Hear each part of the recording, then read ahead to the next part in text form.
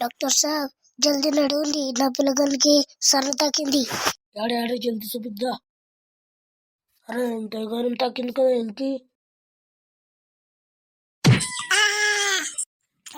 నేనేడుండా doctor పిల్లగాళ్ళు ఇడికెళ్ళి వస్తాను నేను.